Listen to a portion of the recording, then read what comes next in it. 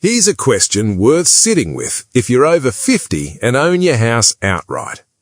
What if the house you spent 30 years paying off, the one sitting there completely debt-free, is actually one of the biggest handbrakes on your retirement? That's not a dig at home ownership. It's just that a paid-off house doesn't pay you an income. It doesn't fund your grocery shop, your electricity bill, or a decent holiday. It just sits there, quietly growing in value, completely useless for day-to-day living unless you sell it or borrow against it. Meet Diane and Barbara. They're both 62, they live 2 streets apart, and they both own near-identical family homes outright, worth roughly $900,000 each. Same suburb, same equity, same age, same super balance of around $200,000. Diane decides to sell. She downsizes into a smaller unit and puts a big chunk of the leftover money straight into her superannuation, using a rule most Australians over 50 have heard of but never actually run the numbers on, the Downsizer contribution. Barbara decides to stay. She loves a garden, she's close to her grandkids, and she's not interested in packing up 30 years of memories into boxes.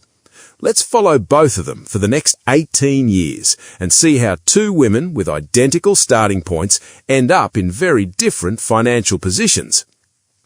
Quick explainer, because this rule genuinely surprises a lot of people. If you're 55 or older and you've owned your home for at least 10 years, you can sell it and contribute up to $300,000 of the proceeds straight into your superannuation. If you've got a spouse who's also 55 or older, they can do the same, meaning a couple can move up to $600,000 combined. The genuinely useful part is what this contribution skips. It doesn't count toward your normal contribution caps, there's no work test even if you're retired, there's no upper age limit, and you don't even have to buy a smaller home afterwards. You could rent, move in with family, or simply bank the difference. You've just got 90 days from settlement to actually make the contribution. Diane and Barbara are both eligible. They've both owned their homes for well over 10 years. The only difference is what they choose to do with that eligibility.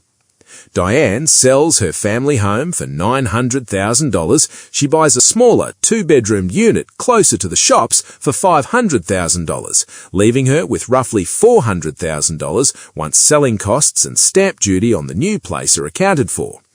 She contributes the full $300,000 allowed under the Downsizer rule straight into her superannuation. That's on top of the $200,000 she already had sitting there.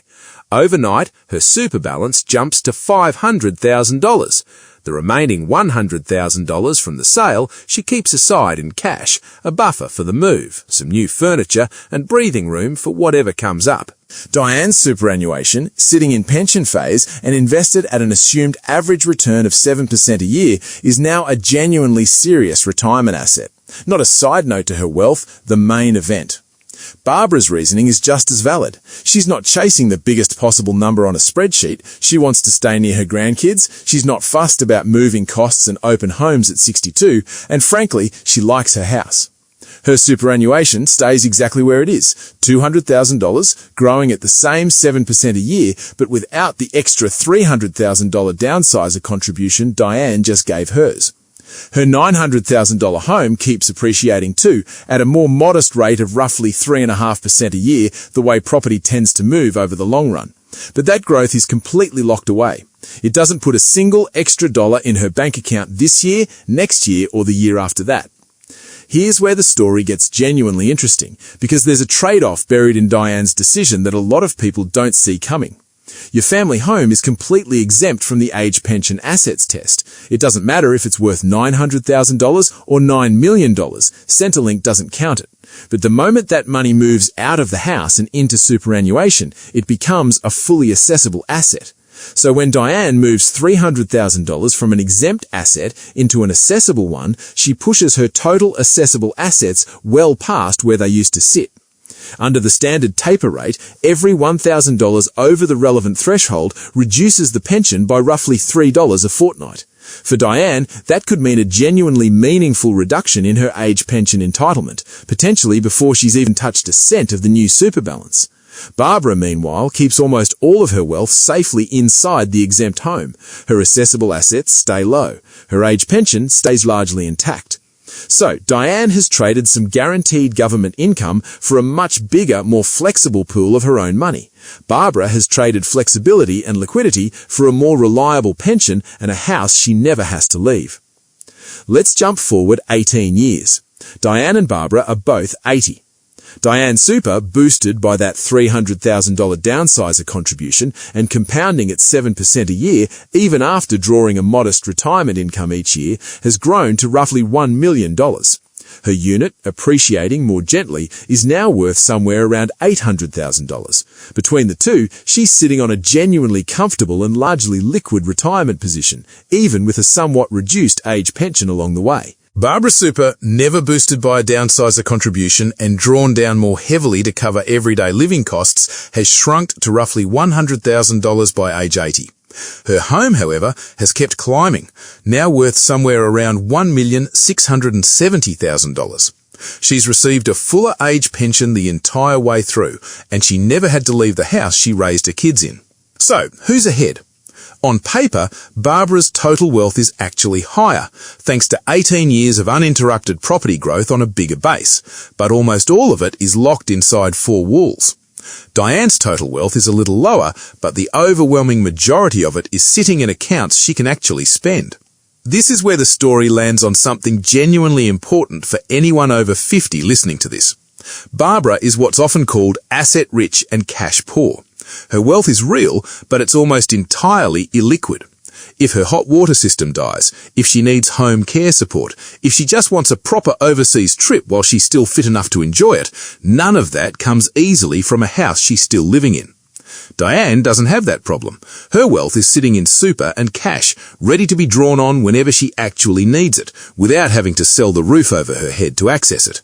Neither position is wrong, but it's worth being honest about what each one actually feels like day to day, not just what it looks like on a balance sheet.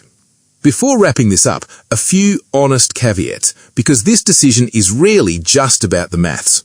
Selling and moving comes with real costs and real disruption. Stamp duty on the new place, agents' fees on the sale, removalist costs, and the simple emotional weight of leaving a home full of memories. None of that shows up neatly in a spreadsheet, but it's very real for the person going through it. There's also timing risk. Diane sold into a particular market at a particular moment. Sell during a downturn and the numbers in this story look considerably less favourable.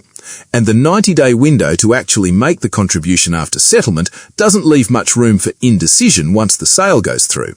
And genuinely, for some people, staying near family, staying in a familiar community, and keeping the house you've lived in for decades is worth more than any amount of extra liquidity. That's not a financial argument, it's a life one, and it matters just as much. So, what's the real takeaway from Diane and Barbara? The Downsizer contribution is a genuinely powerful tool to turning locked-up home equity into flexible, accessible retirement savings. For the right person in the right circumstances, it can meaningfully change the shape of retirement.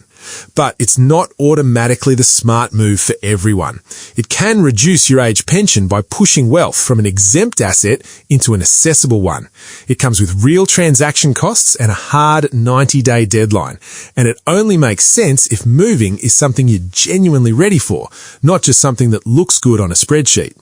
Diane traded certainty and community for flexibility and a bigger, more accessible retirement pool. Barbara traded some liquidity and a chunk of potential extra super for staying exactly where she wanted to be, with her pension largely intact. 18 years later, neither one of them made the wrong call. They just optimized for different things, and that's really the point worth taking from the Downsizer contribution. It's not a rule that tells you what to do. It's a rule that quietly asks what you actually value more, flexibility or familiarity, and there's no universally correct answer to that question. If this kind of breakdown helps you think through your own retirement plans, hit subscribe for more videos unpacking the logic behind the everyday money decisions Australians are actually making right now. And let me know in the comments, would you downsize and free up the cash, or stay put and keep the pension? See you in the next one.